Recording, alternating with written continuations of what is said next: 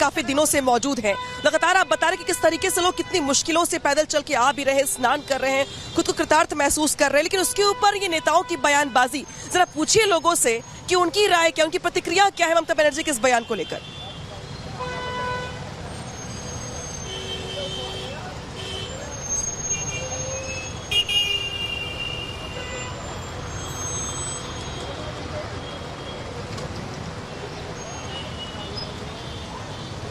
बिल्कुल, देखिए मैं आपको लगातार यहाँ पर प्रयागराज से ग्राउंड जीरो पर यह दिखाने और समझाने का प्रयास कर रहा हूं कि जो श्रद्धालु हैं उनकी संख्या कम नहीं हो रही है।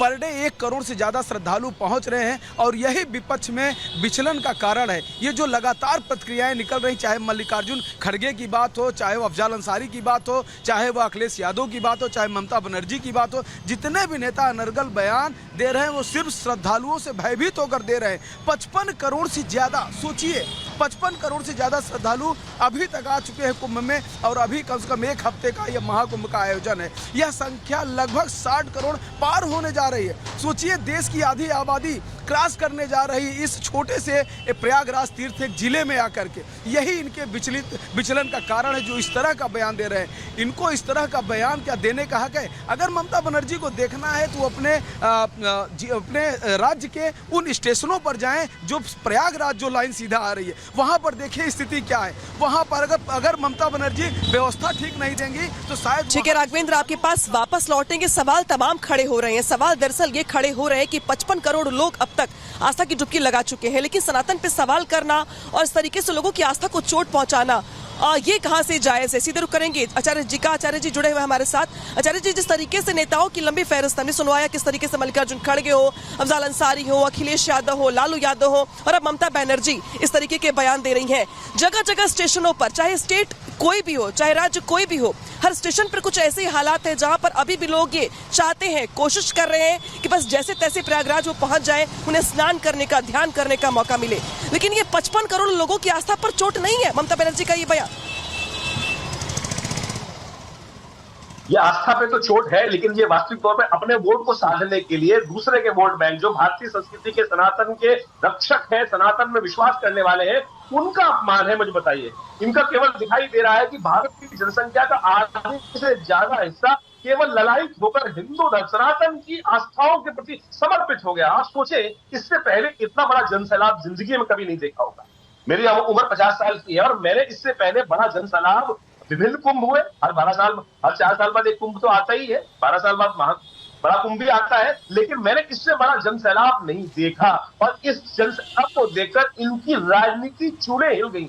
ये वास्तविक तौर पर राजनीतिक चूड़े हिल गई है कि जिस सनातन धर्म का अपमान, सनातन धर्म पर आघात, सनातन धर्म पर वज्रा। ठीक है, आप सभी को रोक रहे हैं यहाँ पर। आप सभी का बहुत शुक्रिया। तमाम बातचीत करने के लिए सिद्ध रुख करेंगे पटना का, जहाँ पे पटना से बड़ी खबर आ रही है।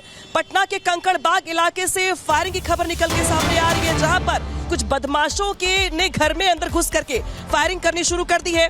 कंकड़बाग इलाके में दोपहर करीब 2 बजे फायरिंग हुई है। एक घर के बाहर 4 अपराधियों ने फायरिंग की। फायरिंग के बाद सभी अपराधी पास के ही घर में छिप गए। गोली किसके ऊपर चलाई गई है इसकी जानकारी निकल के सामने नहीं आई है, लेकिन मौके पर 4 से 5 थानों की पुलिस के साथ एसटीएफ पहुंच चुकी है। फोर्स ने पूरी बिल्डिंग को चारों ओर से घेर लिया है। अपराधियों से सरेंडर करने के लिए अपील की जा रही है। पटना एसपी के साथ ही तमाम जो आला अधिकारी हैं वो मौके पर मौजूद हैं और कंकड़बाग इलाके में रहने वाले उपेंद्र सिंह के घर में अपराधी छिपे हुए हैं। आसपास के लोगों से भी घरों में ही रहने की अपील की जा रही है। लोगों ने घरों की खिड़कियां दरवाजे बंद कर लिए हैं, क्योंकि जिस तरीके से यहाँ पर 4 अपराधियों ने फायरिंग की और फायरिंग के बाद सभी अपराधी कंकड़बाग के ही एक इलाके के घर में घुस गए हैं और घर में घुस करके यहाँ पे छिपे हुए हैं। हालांकि गोली किसके ऊपर चलाई गई है, टारगेट पर कौन था, ये सवाल अभी बना हुआ है। लेकिन इस बीच बड़ी खबर यहाँ पर ये कि 2 से 3 थानों की जो पुलिस है वो मौके पर मौजूद है। खुद एसएसपी जो है वो मौके पर मोर्चा संभाले हुए है। लेकिन ये अपराधी आखिर कौन है, कहां से आए हैं, इनके टारगेट पर कौन था, किस पर गोली चलाई गई है, ये अपने आप पे सवाल बना हुआ है। क्योंकि फायरिंग के बाद ये जो चारों अपराधी हैं वो कंकड़बाग इलाके के ही एक घर में छिप करके बैठे हुए हैं। अब देखना ये होगा कि ये अपराधी पकड़े जाते हैं, कैसे गिरफ्तार होते हैं और कैसे उनको पकड़ा जाता है, दबोचा जाता है, ये सवाल बना हुआ है। लेकिन इस बीच बड़ी खबर यहाँ पर ये कि पटना के कंकड़बाग इलाके में करीब 2 बजे के आसपास की घटना है, जब फायरिंग होती है और फायरिंग के बाद जो चारों अपराधी हैं वो एक घर में घुस जाते हैं। घर में घुसने के बाद छिप जाते हैं। हालांकि कई थानों की पुलिस ने मोर्चा संभाल रखा है प्रयास ये किया जा रहा है कि जो चारों अपराधी हैं उनको पकड़ा जाए, दबोचा जाए। लेकिन उपेंद्र नाम के एक शख्स हैं और जिनके घर को ठिकाना बनाया बदमाशों ने, छिपने का सहारा बनाया हुआ है। अब देखना ये होगा कि कितने घंटों की मशक्कत के बाद ये जो अपराधी हैं वो पुलिस के हत्थे चढ़ते हैं। तो देखिए, पटना से ये बड़ी खबर आ रही है, जहां पर पटना में कंकड़बाग इलाके में, कंकड़बाग का इलाका काफी पॉश इलाका है, घनी आबादी वाला इलाका है, और घनी आबादी वाले इलाके में ही बदमाशों ने टारगेट किया एक शख्स को, फायरिंग की, गोली चलाई और फायरिंग के बाद एक घर में जाकर छिप करके बैठ गए।